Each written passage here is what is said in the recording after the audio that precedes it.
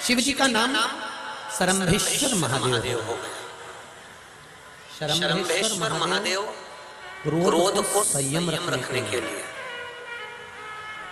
शरम्भेश्वर महादेव जो व्यक्ति पथभ्रष्ट हो जाए, जैसे मदिरा के नशे में पड़ गया, कहीं जुए में पड़ गया, कहीं मांसाहार में पड़ गया, कहीं व्यसन में पड़ गया, कहीं गलत काम में अगर कोई जा रहा है, तो शरम्भेश्वर महादेव के नाम से काली तिल भगवान शिव को समर्पित करी जाती है।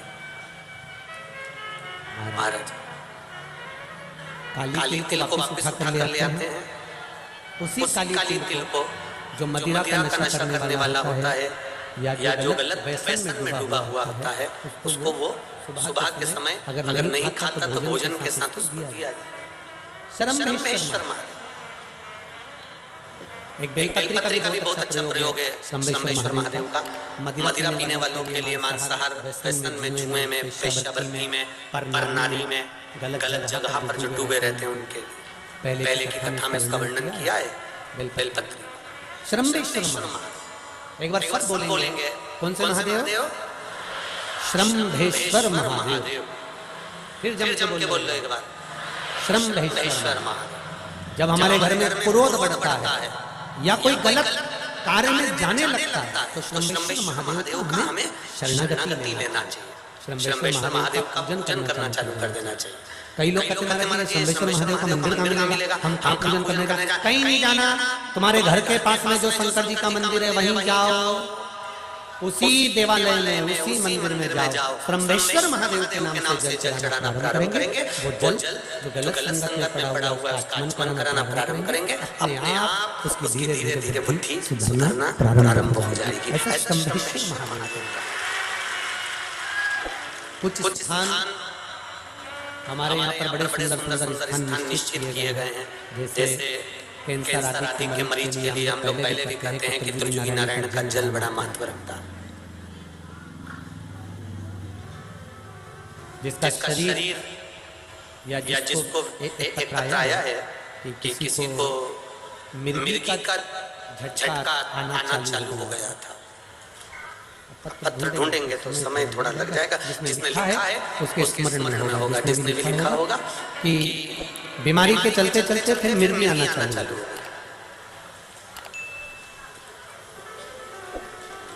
जिसने भी लिखा है वो दोनों हाथ एक बार हिला देना। जिसके लिए भी लिखा हुआ वो इतना ध्यान नहीं आ रहा, तो उनको मिर्गी का झटका आना प्रारंभ हुआ। अब मिर्गी का झटका आना प्रारंभ हुआ, कई महीने निकल गए, मिर्गी के झटके बंद नहीं हुए।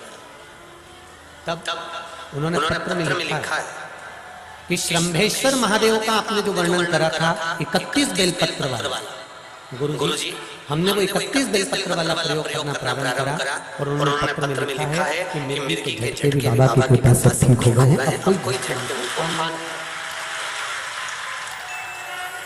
शरम्भेश्वर महादेव का जो वर्णन है, शरम्भेश्वर महादेव का जो गुणगान है, ये कोई साधारण नहीं है।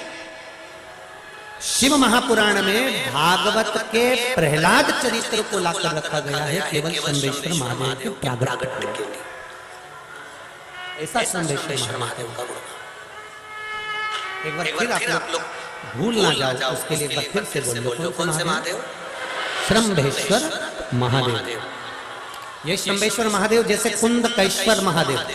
कुंदकेश्वर महादेव का क्या काम है? माता पार्वती ने विदल उत्पल को मारने के लिए जो कुंदुक फेंका था, वो कुंदुक भगवान शंकर के पांव में जाकर गिरा था, तो शिव जी का नाम कुंदकेश्वर हो गया।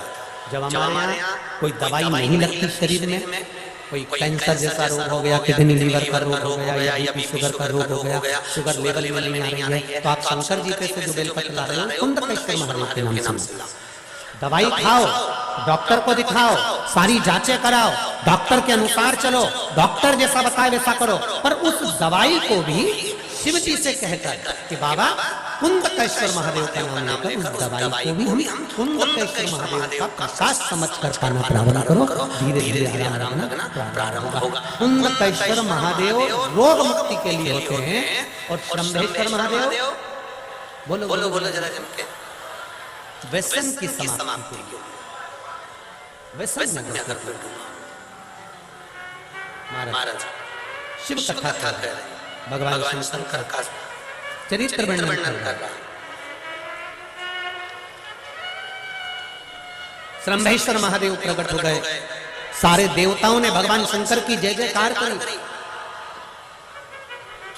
पार्वती जी ने शिव जी का वो रूप देखा, तो पार्वती जी ने भगवान शंकर के उस रूप का गुणगान किया। पार्वती जी ने हाथ जोड़कर शंकर भगवान से कहा, भोलेनाथ आपसे निवेदन है, आपने ये शरम्भ पक्षी का रूप धारण करा है, इस रूप को अब छोड़ दीजिए और इस रूप को छोड़कर अपने वही पुनः रूप को धारण कर लीजिए। शंकर भगवान पुनः उस रूप को त्याग कर शिव जी अपने असली स्वरूप में धारण हो गए और भोलेनाथ काशी में जाकर विराजमान हो गए। माता पार्वती जी ने काशी का जब स्मरण किया, काशी का जब दर्शन किया, तब माता पार्वती के हृदय चित्त में काशी भ्रमण का भाव जागृत। काशी भ्रमण करने के लिए भगवान शंकर ने माता पार्वती से कहा, पार्वती तुम क्या चाहती हो? पार्वती जी ने मन से कहा, भोलेनाथ मुझे केवल इस काशी का दर्शन करना।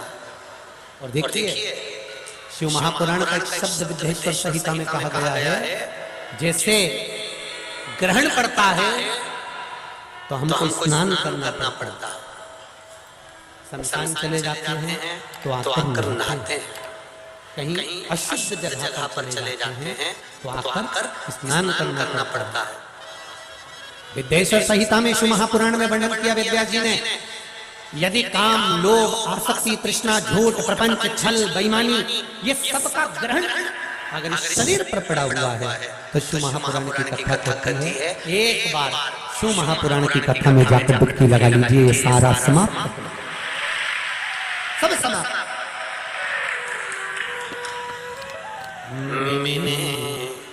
तेरे ही भरोसे बाबा, हवा बिच उड़ती जवानी, बाबा डोर छड़िया में कटी जवानी, भोले मेरे शंभो मेरे, हवा बिच उड़ती जवानी, बाबा डोर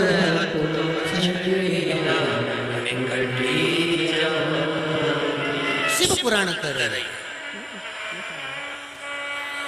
भक्त और भगवान में एक अंतर बड़ा प्रबल।